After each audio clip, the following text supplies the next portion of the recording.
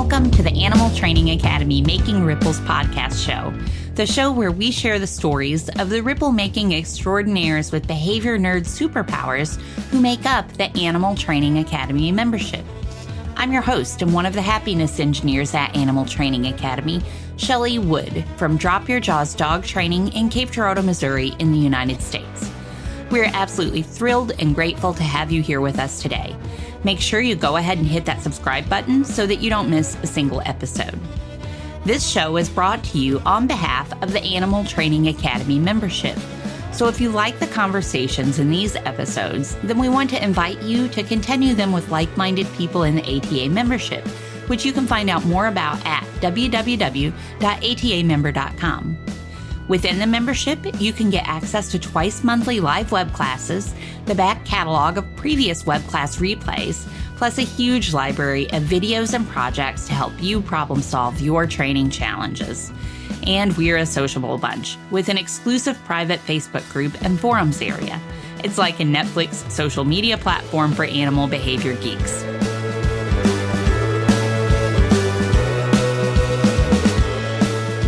Today, we are excited to welcome Pernilla Elving to the show. Since childhood, Pernilla's life has been intertwined with animals. Growing up on a small farm, there were sheep, chickens, cows, pigs, and a lively assortment of cats and dogs.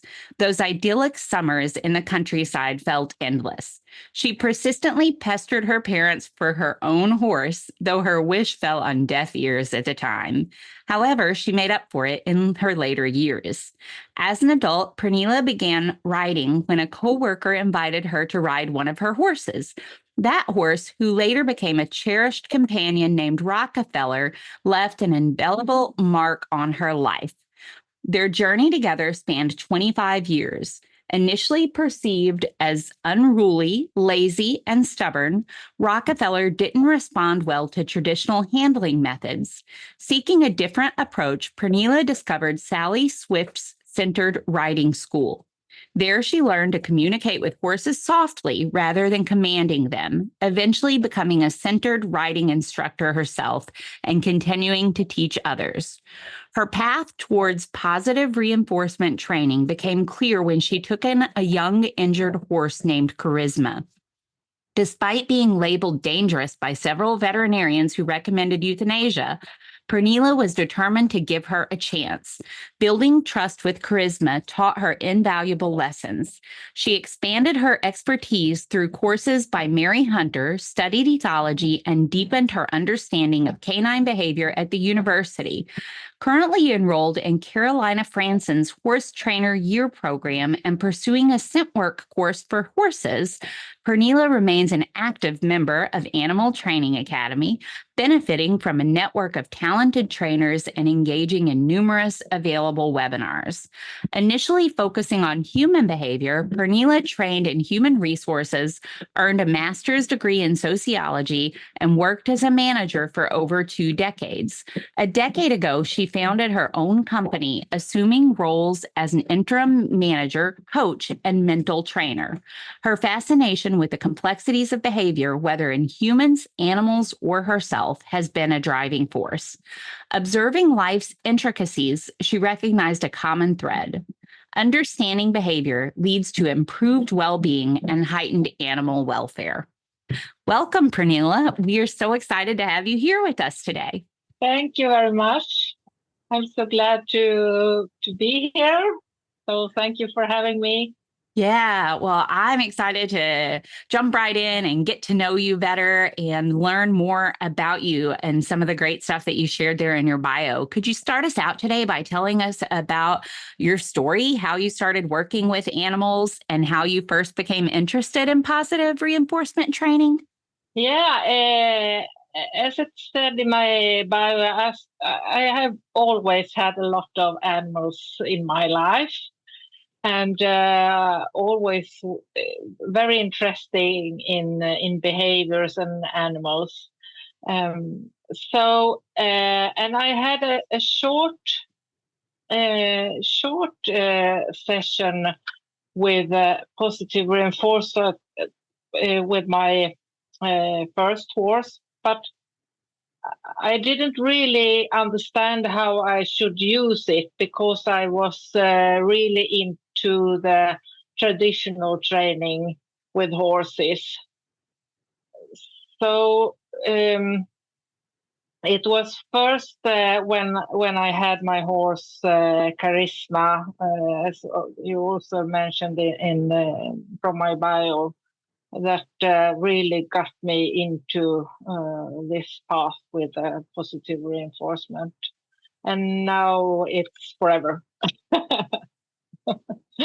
so so that's the way, and as you also said, I always wanted to have a horse when I was a young girl, and I never got a horse, but now I have several horses, and we also have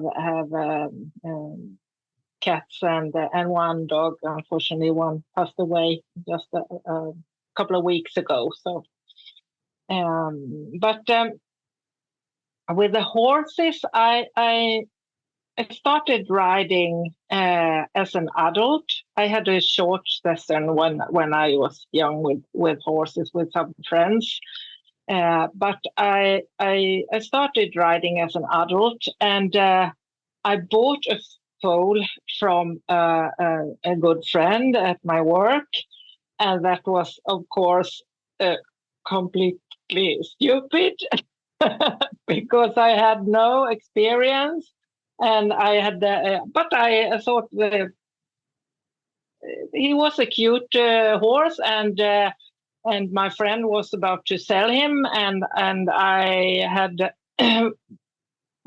been with him from the very beginning when he was born. So I said I have to buy him, and as I had no experience, I asked other trainers, traditional trainers from the horse world, who was a lot of more experience than I was, and I trusted them. And he was a very friendly horse, very friendly horse. But when I started riding him, he always threw me off.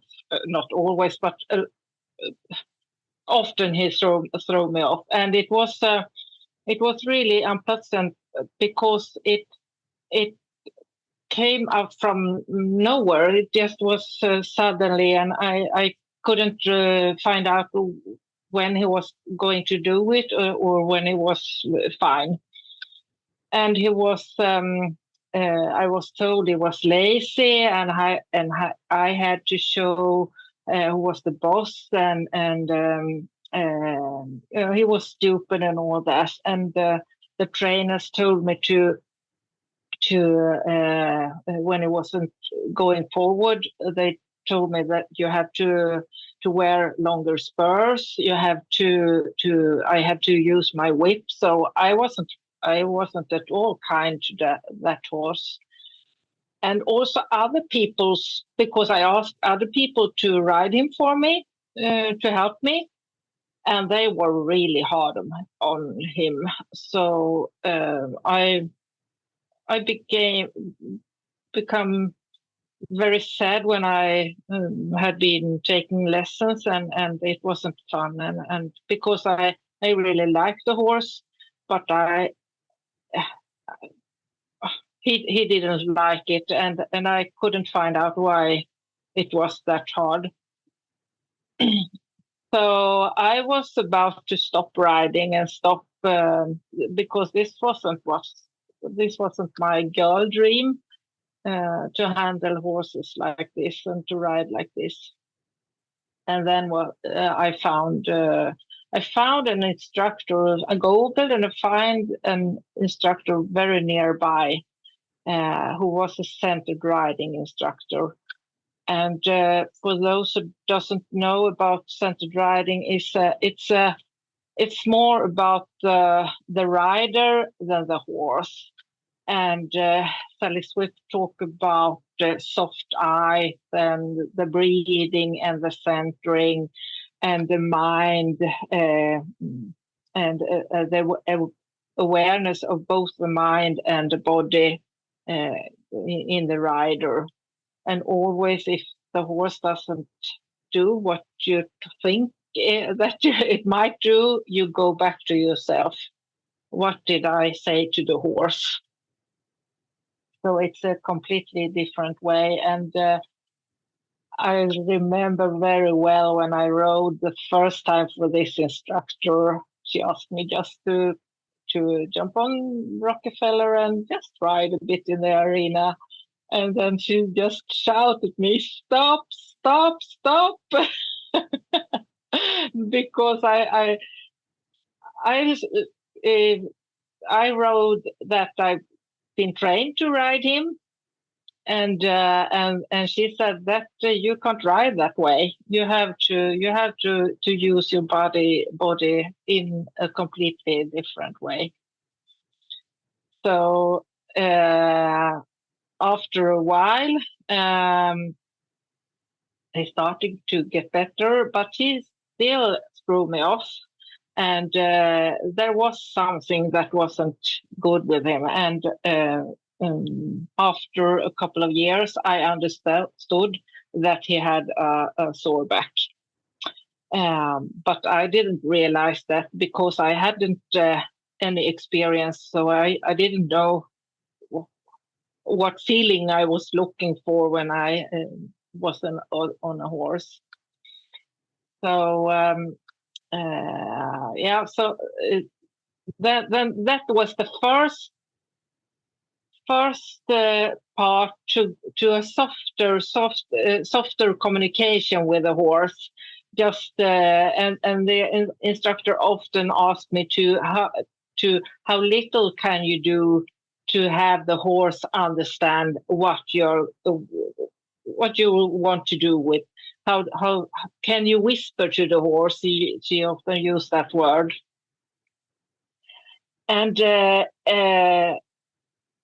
in the if I see in the rear view, I see that my animal interest, my journey with my animal, also have a connection to my professional life.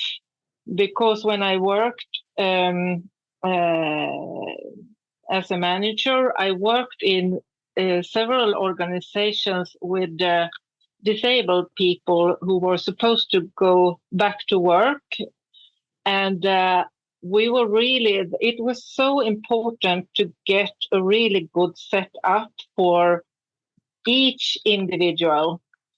So the setup was so important to get things to work for each person.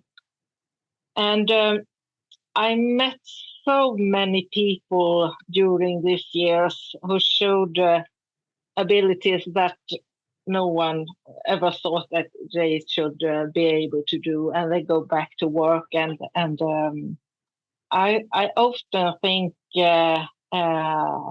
compare this with the animals. You don't think animals can do things, but if you give them the right setup and the right training, they are amazing. So it's a bit of a parallel, and it's behaviors in humans and it's behavior in animals you're looking for. And also when I train myself as a coach and psychological skill trainer, it's also about the same. To what are you looking for? What do you want the animal to do, or what do the human want to go to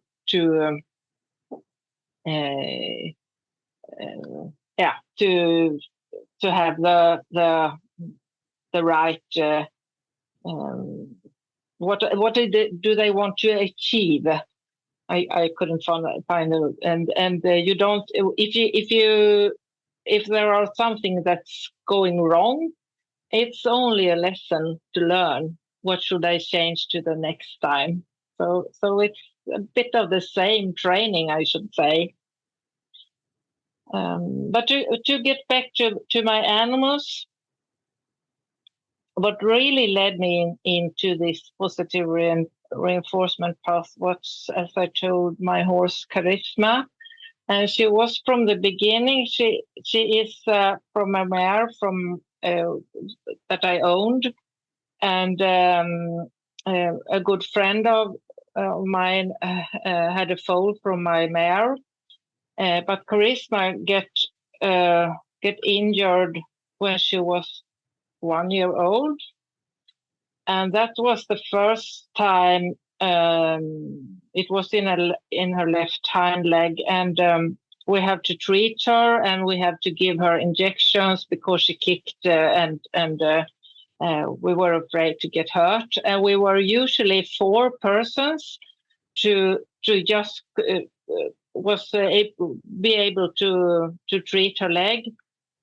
And I don't know the English word, but you use kind of strap that you put around the horse nose, and then you turn it, and then they say it's give the horse get the horse calm, and that is a very common way to get horses calm, and that's how you do it. And she was so afraid, this poor horse, but we have to treat her leg, and that I didn't know about everything else at that time. So she got afraid of injections, and this injury, it was fine after a while. But almost exactly 1 year after this first injury, she had another injury in the same leg. And this time it was much, much worse. And we have to go to a clinic to flush it to. It was a serious joint injury, so it has to be cleaned up properly. And we had help from the local vets to give her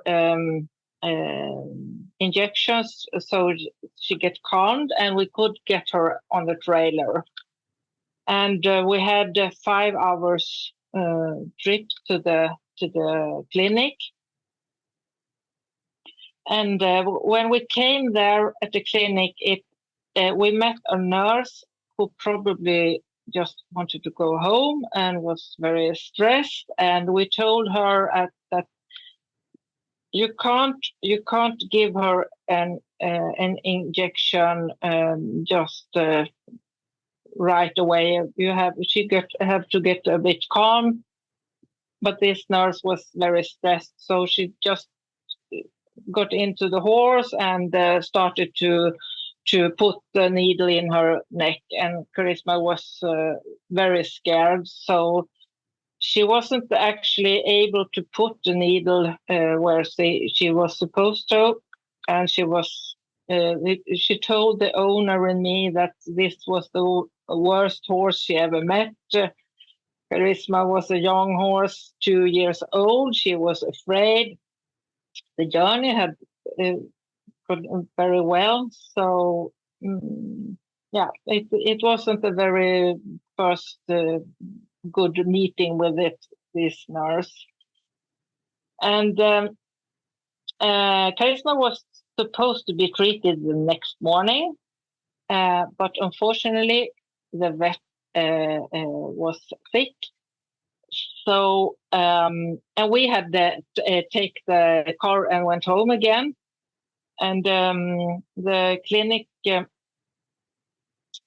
phoned my friend who owned the horse and said that we can move the horse from this clinic to another place where where we can clean the joint. And of course, the owner said yes, so do that. I had my trailer still there. And after, I think it was about 3 hours later, they phoned her again and told that they couldn't get Charisma on the trailer.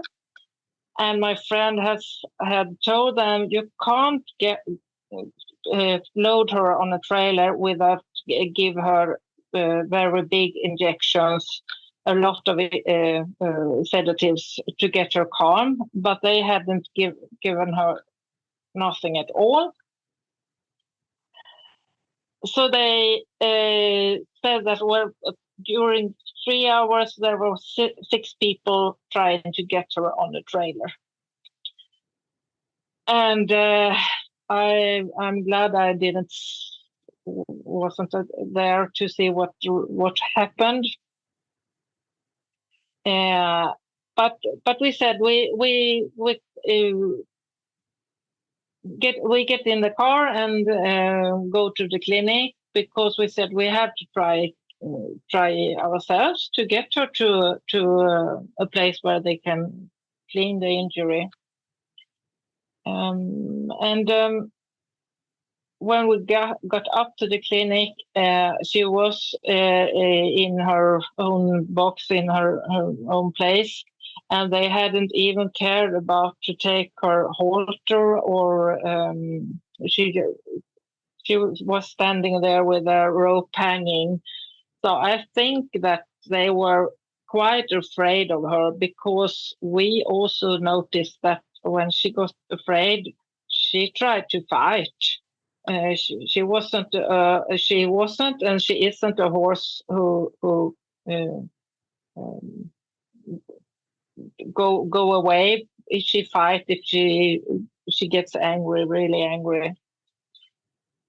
So and they hadn't been able to give her any medication at all, because they couldn't give her anything to get her calmed. And but when we arrived, she wasn't angry at all. She was just standing there and looked at us and happy to see us. And they helped us to contact another clinic, because the second one was which we were supposed to go to has closed down. So there was a third clinic. And they told us that they can take her there if she, quote, behave. Okay, this is a horse, a young horse, and he's afraid. Do you want us to tell her to behave? So it was a very strange clinic, I must say. And when we was there, we got told on a vet who could give injections by a dart from a distance. And he came after a while, and he said that, I don't think this is going to work, because a horse animal is, when they get very stressed, they produce a lot of things in their brain who go against this sedatives. So he looked in her journal and said that he hadn't seen a horse being given this much before. So I tried. He said he gave her 2 shots, but she didn't even look tired. So we said that we have to try ourselves. We have to try how to get her on the trailer. So we took her out, and we got her on the ramp, and the trailer ramp, and but we couldn't get her any further. And we saw she had probably been fighting a lot when they tried to load her earlier, because she was injured in her head and several places. So we had to give up, and our owner decided that they had to let her go to sleep next morning. And we put on an empty trailer on my car, and I thought when we was standing there that she is she just doesn't look like she has any fever. She just looked at us with our big horse eyes, and I thought this is a young horse who is struggling for her life, and my only thought has been to get the injury flushed, because a joint injury in a horse is very, very bad. So we put on the trailer, and the horse owner was supposed to phone the clinic next morning, and we were crying and crying and crying for several hours when we were going home. And of course, I couldn't sleep when I got home, and I thought, I thought we have to get this horse home. We have to try to treat her, and if it doesn't work, I said, then my husband have to shoot her. That's the best. That's the best way. It's horrible, but for the horse, that had been the best thing, I think. But I said she's going home, so I phoned the owner the next morning and said, I rent a truck. And then we rent a truck. I put my other horse on the truck, and that is Charisma's aunt.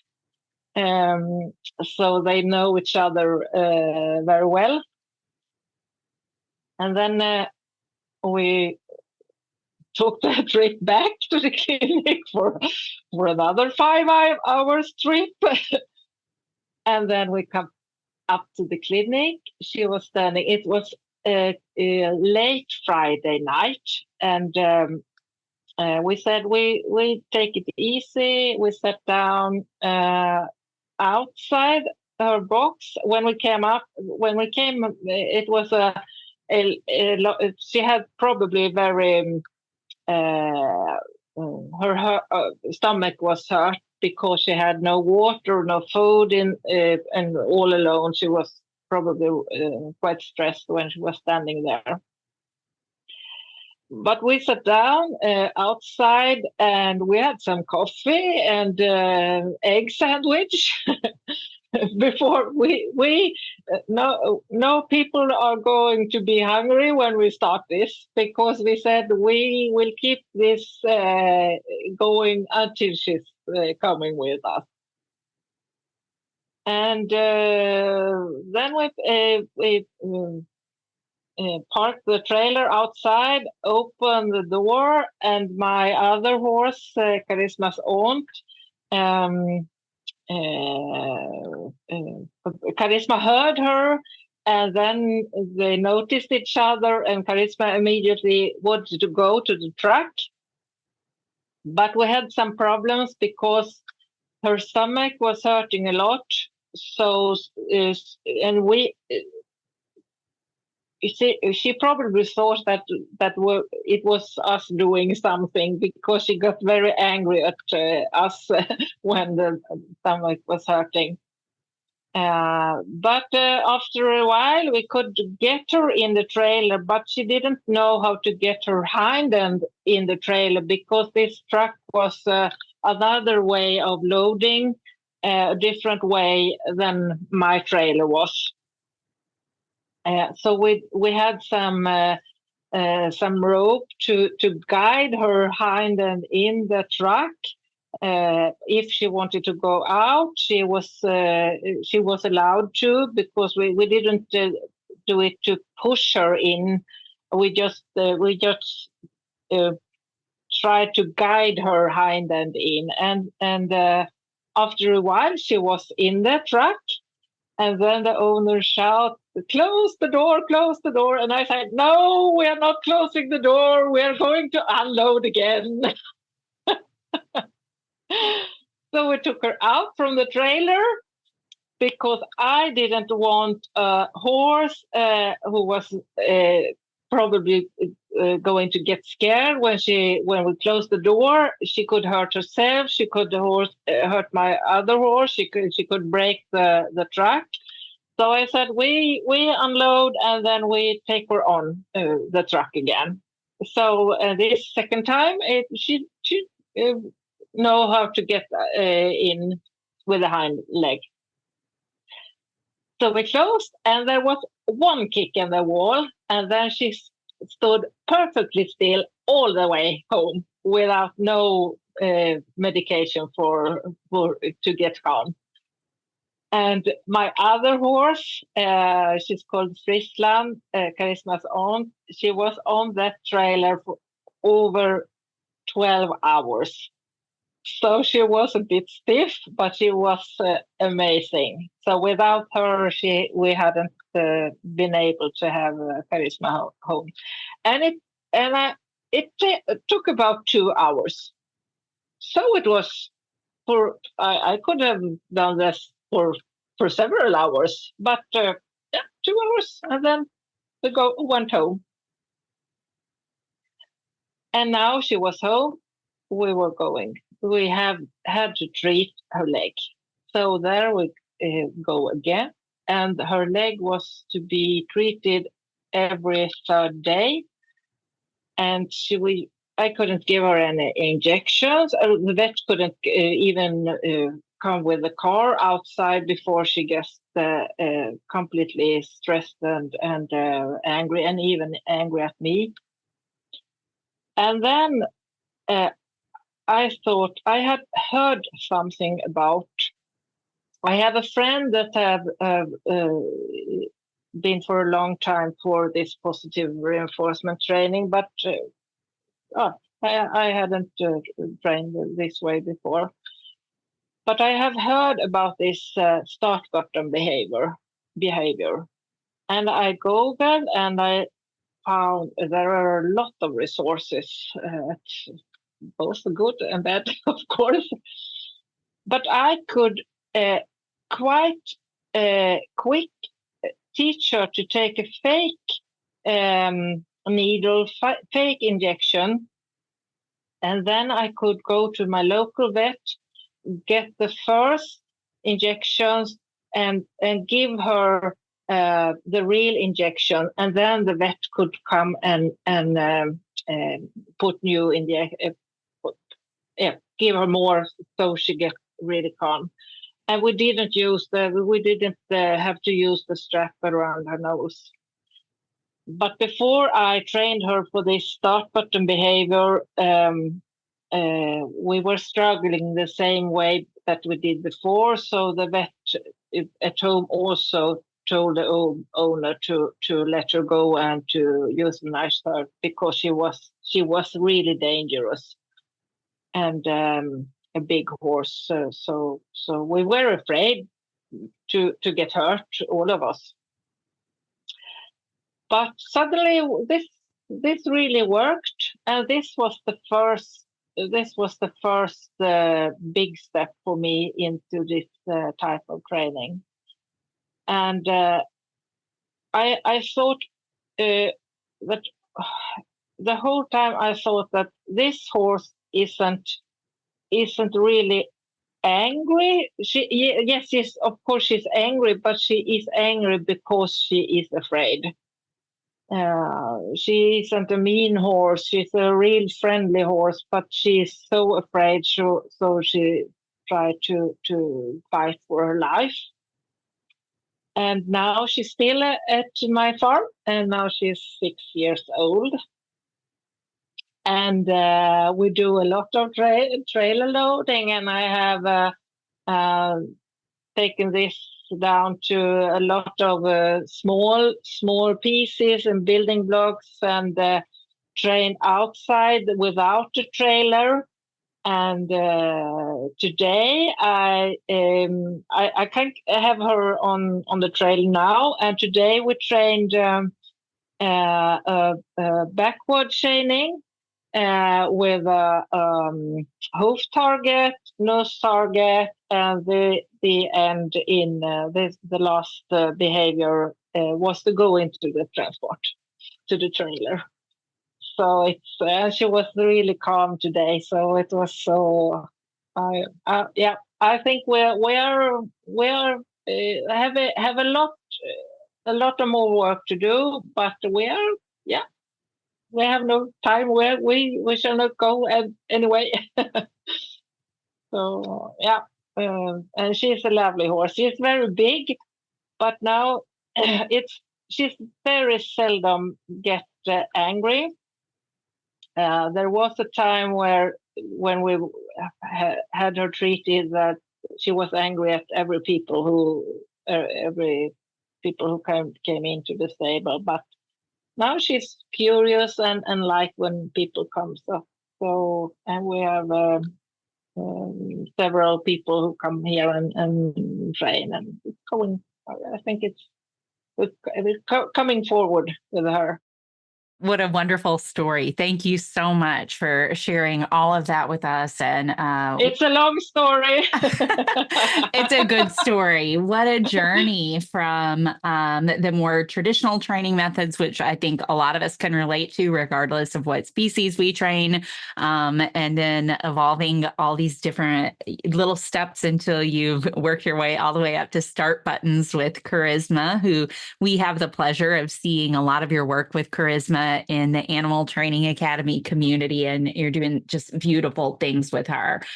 Some things that really stuck out to me that you talked about were, it was interesting hearing about the overlap from some of your other work and how that connects to animal training. But whether you were talking about your other work or animal training, some of the things that really stuck out to me was the idea of, I can't remember I don't think it was Charisma. I think maybe it was Rockefeller you were talking about earlier, who you talked about some people saying, oh, he's lazy, need to show him who's the boss, he's stupid, and how we often throw these labels at individuals, or even if we don't use labels, how it can be a cultural norm sometimes to put the problem in the individual rather than in the environment. But what I hear you talking about was finding the solution in the environment and in the training plan rather than some undefinable thing that's inside of the animal. It's the same with the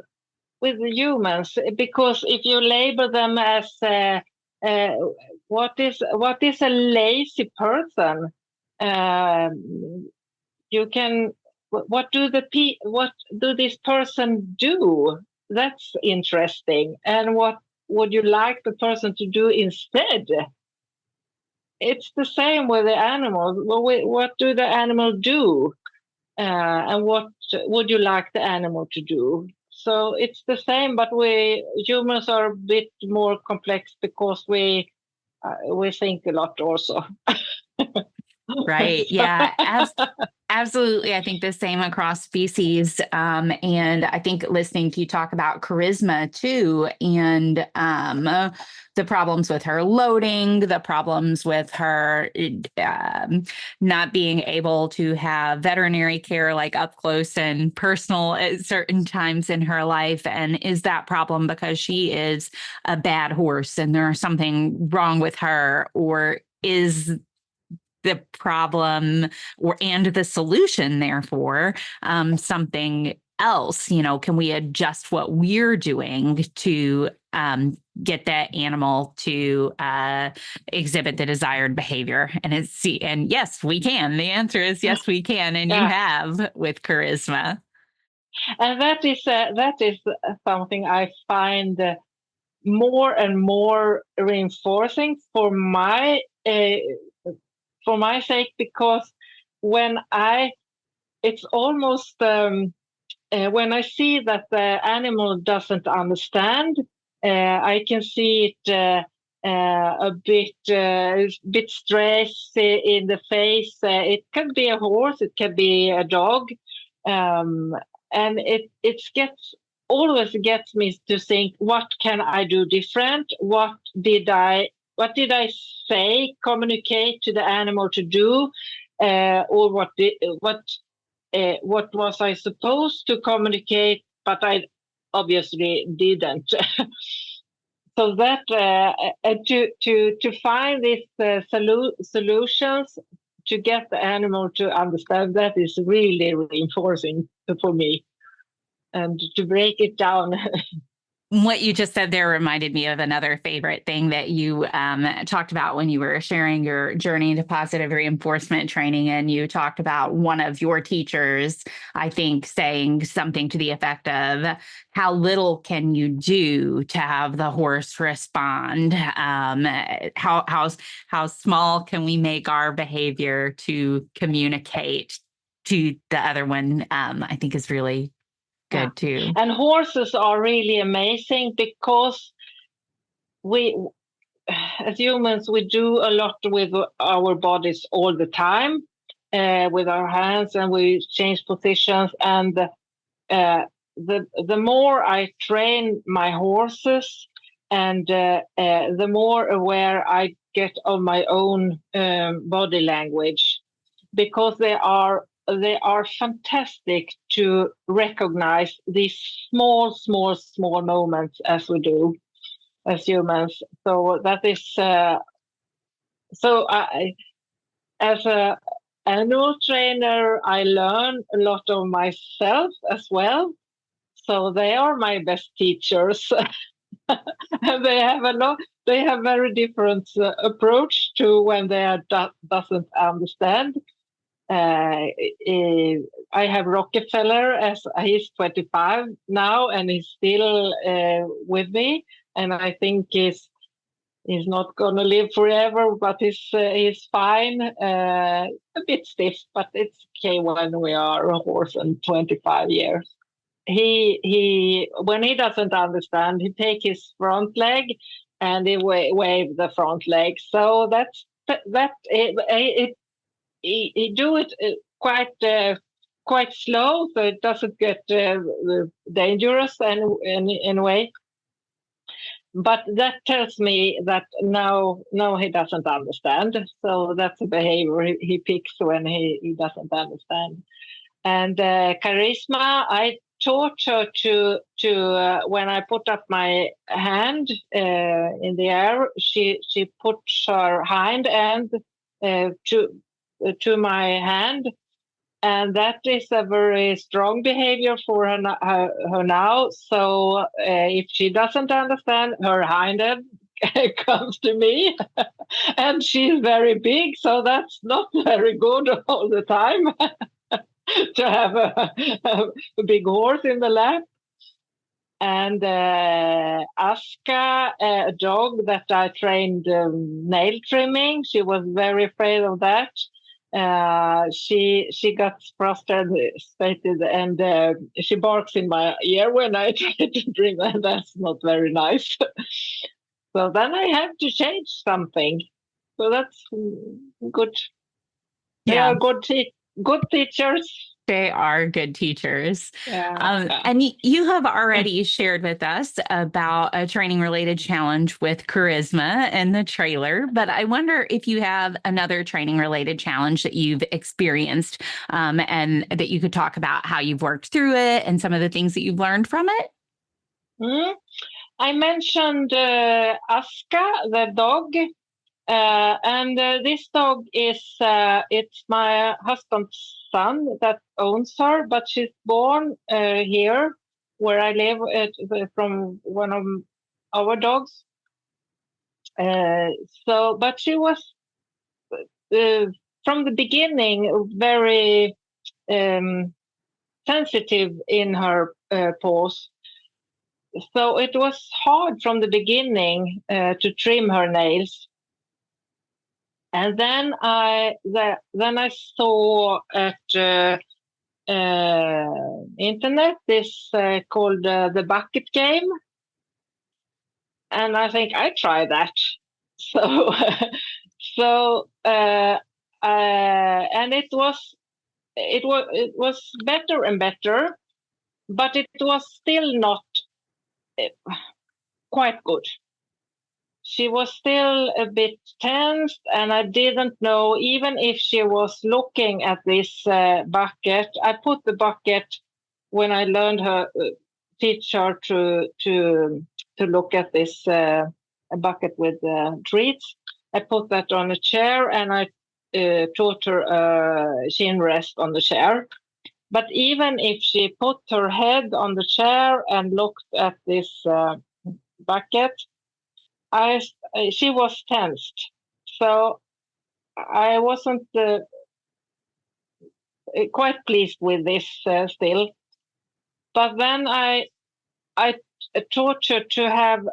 I started to train with an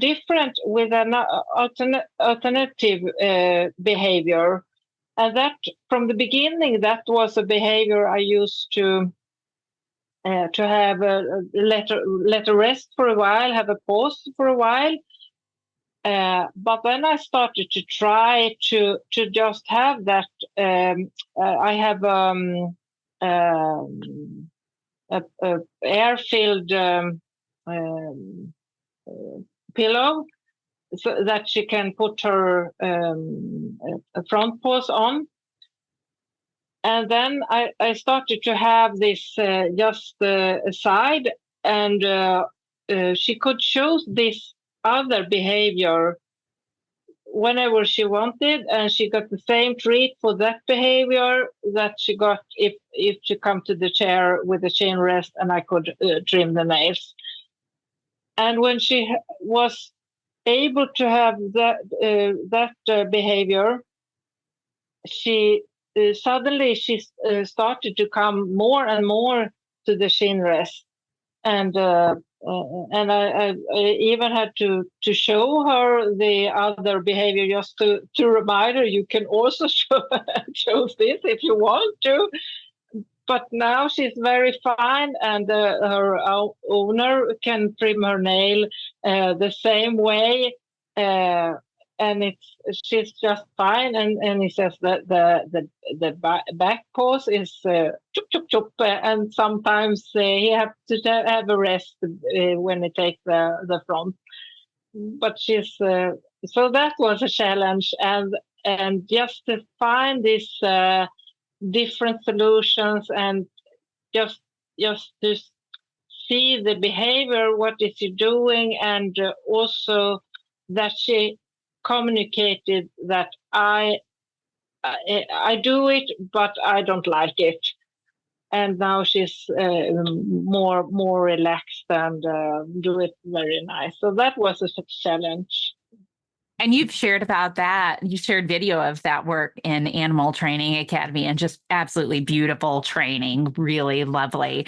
And is her owner able to maintain her nails now, or are you still doing her nails? What's going on there? Yeah, he is doing her nails now, but I think that you're always afraid to trim too long. So sometimes he when he come, can you have a look at if you can take a bit more? but that is not that is more on his side. And I totally understand that, because you don't really don't want to take too long on the nails. So yeah, that's wonderful. And I understand that too. It can be challenging to know exactly how short to go or how long to leave them. So yeah, totally makes sense that he would still seek your support for that. And he's lucky to have you. Could you share with us now, I think that everything you've shared so far fits the bill, but could you share with us now another training situation that you're proud of and or that you have found reinforcing? We have a young horse here also. She's called Bella. She is 3 years old now. And when you and I had contact a bit earlier, she was owned by my husband's daughter. But Bella has been living here since she was, I think, 7-8 months. And now she's 3 years old. And I have been a bit afraid that the owner should sell her somewhere. but now Belle, she sold Belle, but she's still here, and she's bought by one of my friends who has been here for about 1.5 year and trained together with Belle. So now we have started the riding with her, and this is just amazing. I have never been doing this to started a young horse like this in this way before, and to have her just free, no saddle, no bridle. She come to the mounting block. The rider can sit on her. She can go. Between different stations. And now we have been in the forest, and I prepare in the forest and put out the buckets in the forest where she can go between these buckets and still no bridle, still no saddle. So people think, isn't that dangerous? But I have a very good coach and trainer, so who I take this. I film this and send to Carolina, and she said this is really looking good. She's very calm. She's not stressed, and this little horse is lovely because she's so curious. So. In the future, I think we don't have to use a lot of trees because her curiosity make her go forward. So sometimes she doesn't. Oh, there is something I would like to explore instead of going to the trees. So this is really fun to do, and it's really reinforcing, and just to it gives a really good feeling. No kicking, no. She's doing it because she thinks she really enjoy it. I can see other people when they are going to train their horses, and it makes me really sad to see how young horses is treated. And I know I've been there myself, but now there are so much science about horses and training. So I think we could do better with the young horses, with horses as well, and other animals, of course. But I think that there are a lot of people who do this the traditional way to force the horses. But this is really fun and reinforcing. Yeah, that reminds me in the very beginning when you were talking about your experiences with traditional training. And I think also talking about Rockefeller then and talking about how, this just isn't fun. And I think a lot of us who started in traditional training, regardless of the species we started with, can relate to that. We get into getting animals and living with them and training them and all of this because we love them so much. And then when we use more forceful methods for some of us, it just isn't, it takes the fun out of it for us and for them, of course. But it sounds like you're definitely having fun now, and that the animals you live with are as well. Yeah. I also have a crossover. I call myself a crossover because I am, and I have this Charisma's aunt, Friesland. She's born here on the farm. She's 12 years old now, and I also trained her the traditional way, but she was I think she was a bit shut down. I haven't that she was when I tried to train her, I started with centered riding, so there were a lot of more soft communication, but still negative reinforcement training. And she was always very, very tense, a very, very tense horse. And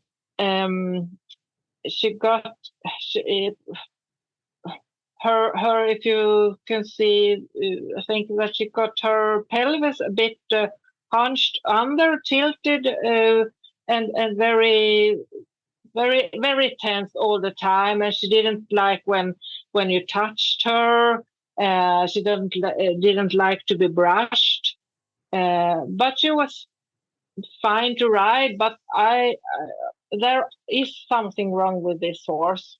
So I stopped riding her for a couple of years ago, and I got to the vet and let her back, did an X-ray, and they ultrasounded her legs, and they could see that her psoas was very tense. It's the same with us humans. If you are all the time that you have a tense back, and so she had a treatment with rehab and fascia treatment and a lot of things. And now I do only very, very behaviors and training that she can do very easily, and put out buckets that she can find treats. And now I see that she's more and more relaxed. She always come to me when I come to the pasture. Earlier I had to chase her to get her in the stable, but now she's almost always the last one to leave when we are going from the pasture. So, and that is also that gives me a very, very good feeling. And I don't know if I ever gonna ride her again, because maybe she doesn't want to be ridden. And traditional people say that you can't let the horse decide this. Then the horse maybe not can be ridden at all. Oh, okay. Maybe. I do a lot of fun from the ground. What a lovely story as far as that. What was that horse's name that you were just talking about? Frisslan. Oh, goodness. I don't think I can say that.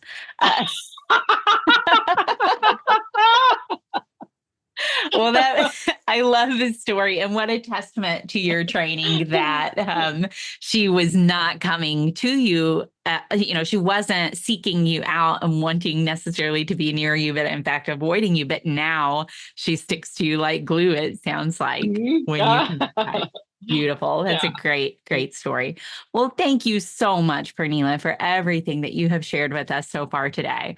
Our time is about up, but before we wrap up, could you share with everyone how they can find you and find out more about you and the work that you're doing?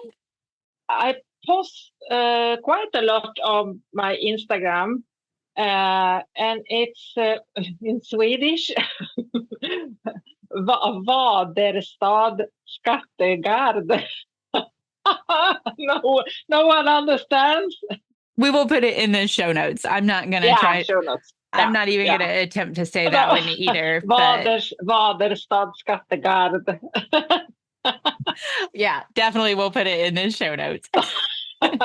Yeah, and I also have a Facebook page and a website, but my training, I film a lot, and I'm not a professional trainer, but I have some people who connect with me and ask me if I can give them some advice. And I had a really nice feedback the other day with a young girl who trained her a horse that was kicking when she was supposed to lift his leg, and I gave her some advice, and it looked so nice. So I like to help when I can. Thank you so much. I'm sure that individual who you gave advice to is very appreciative as well. And we are appreciative also. Thank you for joining me today and for sharing everything that you've shared with us. So from myself, on behalf of everyone listening, on behalf of Animal Training Academy, thank you very much, Pernilla. Thank you. Thank you for having me.